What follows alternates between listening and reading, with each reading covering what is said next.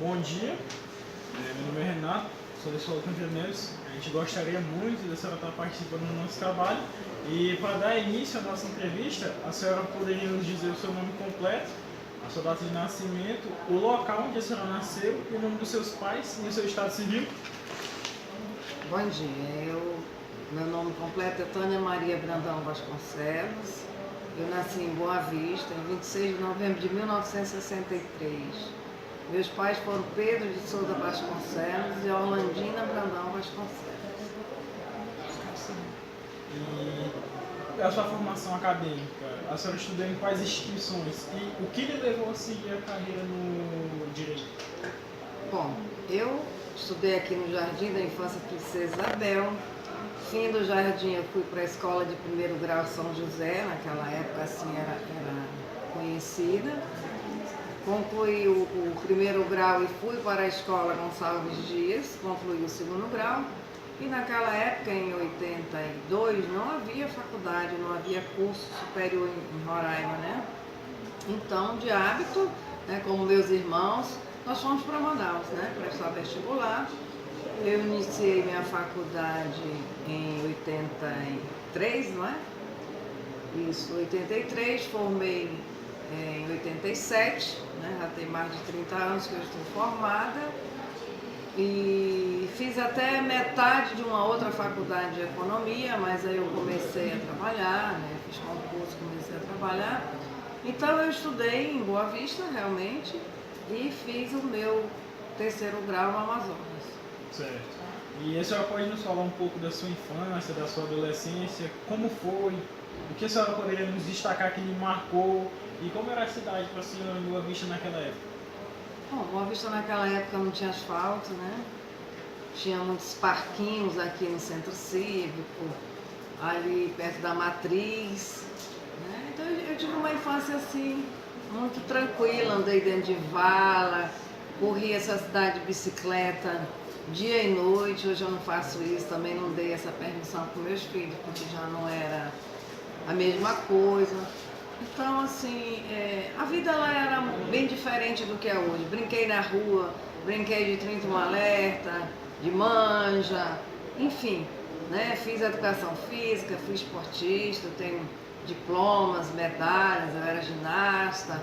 Então eu tive uma infância mais ou menos comum às pessoas da minha época. Havia uma escola que nos mantinha, né, conquistados, né? Nós tínhamos muitas atividades na escola, muitas festas, e essa questão dos jogos escolares que nós tínhamos de 7 a 13 de setembro, aquilo nos envolvia de tal forma que você queria realmente participar, não havia nenhuma imposição.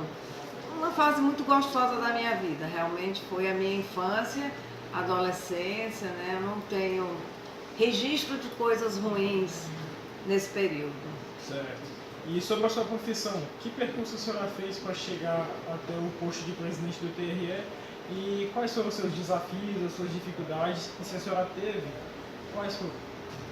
Ó, a minha profissão é uma coisa engraçada, né? Os pais tinham uma participação muito grande nas decisões das profissões antigamente e eles acabavam acertando, né? Muita gente critica, acha que pai e mãe não tem que estar participando, mas tem. Então, assim, com 17 anos, antes de eu terminar meu segundo grau, meu pai faleceu. E minha irmã mais velha já era médica, a segunda era funcionária do Banco do Brasil, então tinha destaque, tinha posição, ela não fez faculdade, já tinha casado. Meu irmão cursava engenharia e para mim, nós tínhamos umas casas de aluguel aqui no centro, que era o nosso sustento, e a preocupação da minha mãe era zelar por esse patrimônio muito inseguro, meu pai cuidava de tudo. Então ela se viu meio que perdida, né, com a viuvez e com a obrigação de gerenciar aquele patrimônio e com medo, né, de ser extorquida, de ter alguma dificuldade. Então ela disse para mim, você vai ser a nossa advogada. E com essa proposta de ser advogada na família, né, de defender esse patrimônio, eu fui fazer direito. Estou cursando direito, aí a gente dá aquelas cabeçadas, né? casei, tive logo filho, e aquela luta permanente, mas muito apoiada pela minha mãe, né? Lógico, nós éramos dois adolescentes com 21 anos de idade, cursando faculdade, enfim, então nessa hora foi muito decisiva o papel da minha mãe, muito decisivo o papel da minha mãe na minha vida, que me acolheu ali.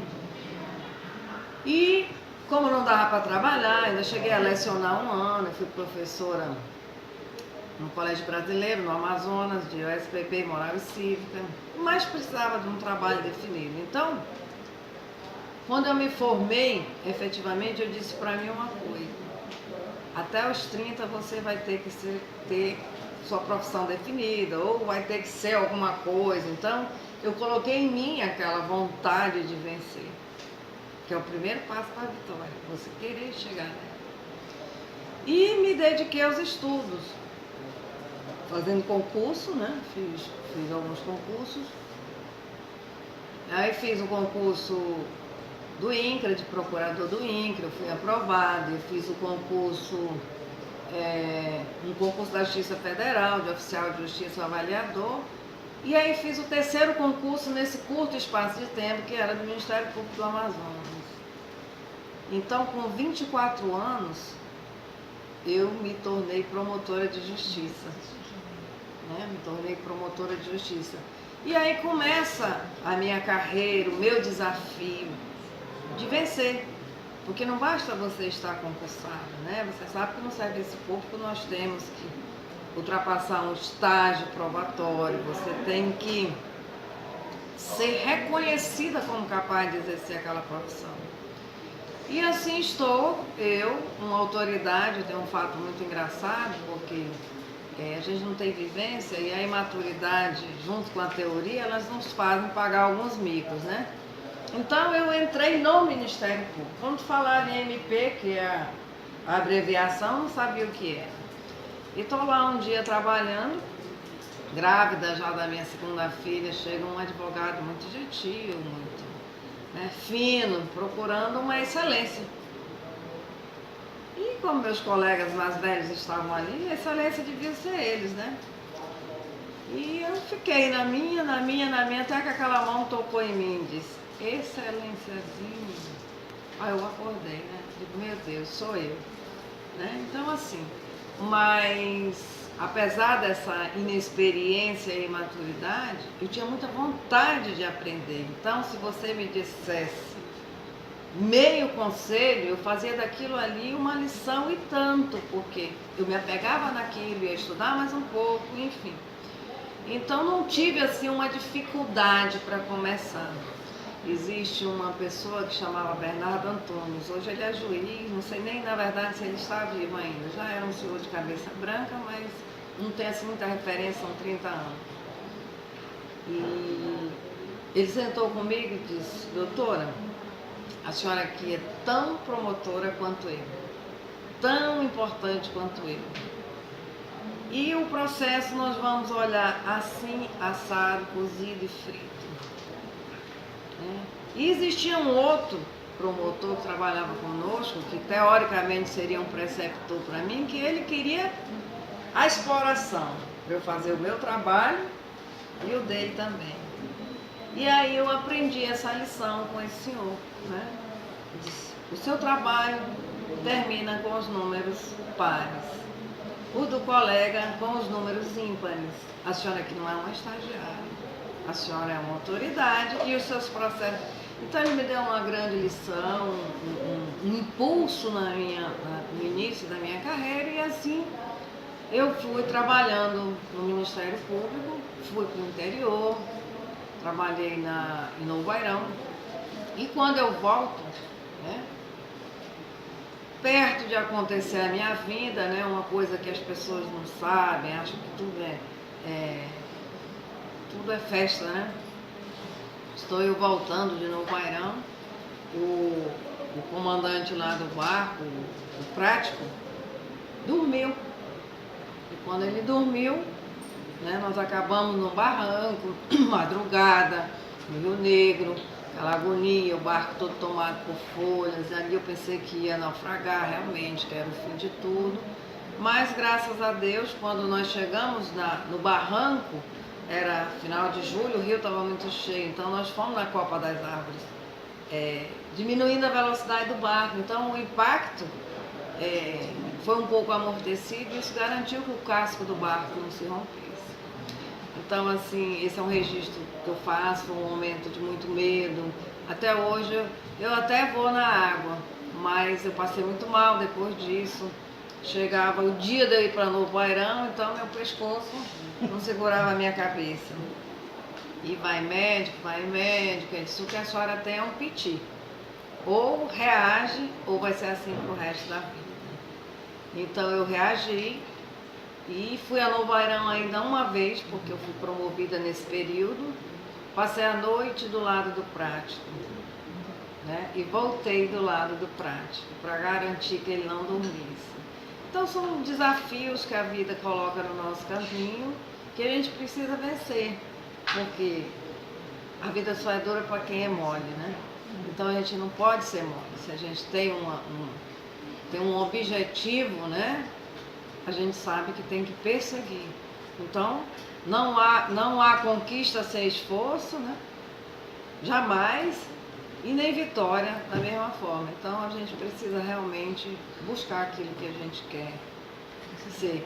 E aí o projeto Mamãe com Vexame, né, que era simplesmente ser advogada da família, lógico que eu sempre cuidei da minha mãe das coisas de casa, ele estava muito acanhado perto daquele universo que se abriu na minha frente no momento em que eu assumo o Ministério Público.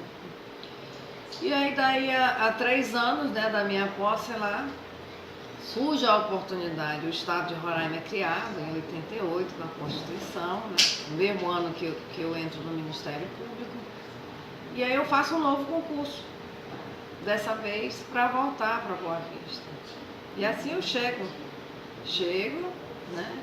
Não só como naquele momento a roraimense e a primeira mulher a ocupar o cargo da magistratura do Estado de Roraima. Isso em 91, em novembro de 91. E daí vem toda essa outra trajetória. Fui juiz em Caracaraí, vim trabalhar nas varas de família, depois me empenhei muito pelos juizados, que é de 95. Né? Nos juizados eu aprendi conheci um trabalho muito bonito, que é o trabalho itinerante. Então, em 2002 eu me empenhei para que esse trabalho fosse também uma realidade em Roraima e vim perseguindo esse trabalho. Um trabalho diferente, porque muito próximo das pessoas, era um trabalho de cidadania, de inclusão, todo ele baseado na conciliação. Então eu tive contato com muitas pessoas, né? E eu tinha o maior prazer de estar fazendo aquelas audiências. E assim eu vim acumulando uma série de outras atividades, juiz eleitoral, né, coordenava juizado, fui membro da turma recursal, presidente de associação. A vida vai te apresentando tarefas, né? Até que em 2010 chegou a hora de vir para o tribunal. Eu fui a primeira mulher a chegar no tribunal, a primeira presidente do Tribunal de Justiça, a primeira presidente do TRE, né, a primeira corregedora, porque é uma consequência natural. Se eu fui a primeira, cheguei primeiro e, né, hoje estou presidindo novamente o TRE pela 2ª vez. Então, esse é mais ou menos um resumo da minha trajetória profissional. E a senhora citou que foi presidente do TRE, ainda é pela 2ª vez, né? Sim. Como foi a sensação para a senhora saber que foi a primeira mulher a tomar um cargo como esse? Eu não sou muito vaidosa, sabe? Eu tenho consciência da importância de eu ter chegado primeiro. Eu tenho um primo que brinca comigo, diz, você é minha prima imortal, porque o primeiro nunca será esquecido, né? Claro que a história vai contar o primeiro, o segundo, o terceiro, mas o primeiro ele tem uma importância diferenciada, por quê? Porque você vai abrindo os caminhos para os que vêm, né? Para as que vêm, no meu caso, na sequência. Mas é boa a sensação de reconhecimento, né, de você ter um desafio que te propõe tarefas diversas e que você tem que se empenhar para aprender. Eu sou muito ativa, né, proativa, eu gosto de movimento, de estar dentro das ações, das políticas. Então, assim, para a Tânia, né, para o ego da Tânia, eu não sei se fez muita diferença, porque eu encaro tudo isso como muito trabalho. Mas quando a gente vence, né, fica para ti a certeza de que você é capaz, que não é o fato de você ser uma mulher que você vai fracassar ou fraquejar. Você percebe a força, o conhecimento, a segurança, né, de você estar naquele cargo, de você estar preparado. Então, isso fica. E cada vez você vai tendo menos medo, porque nós temos medo, nós somos humanos, nós não conhecemos. E a partir do primeiro desafio vem o segundo, e você vai amadurecendo, é todo um processo de maturidade profissional. Então, assim, hoje eu não tenho o medo de 8 anos atrás, com certeza. E qual é a sua visão sobre a participação das mulheres no Poder Judiciário? Essa é uma área de fácil acesso para as mulheres? Olha, eu já repeti aqui algumas vezes, eu não distingo capacidade. Capacidade não está ligada ao sexo. Oportunidade, sim, interesse também. Então, em outros tempos, né, as mulheres tinham menos oportunidade porque elas eram educadas para as tarefas domésticas. Então, elas não tinham oportunidade de estudo, de expandir, de ir adiante, então não tinha como chegar. Né? Eu, felizmente, nasci numa família em que havia esse interesse de dar essa oportunidade. Então, eu me esforcei, né, conquistei e também acho que qualquer homem, poderia chegar junto comigo, tanto assim que outros chegaram. Mas eu acho que tudo passa mesmo pelo interesse. Se você se